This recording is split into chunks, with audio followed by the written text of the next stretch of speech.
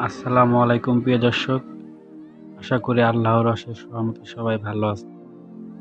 অনেকদিন পর আমিও আপনাদের মাঝে আবার একটা ব্লগ ভিডিও নিয়ে হাজির হলাম। আজকে দেখাবো এক গ্রামীণ হাটের ভিডিও। চলুন হাটে যাওয়া যাক।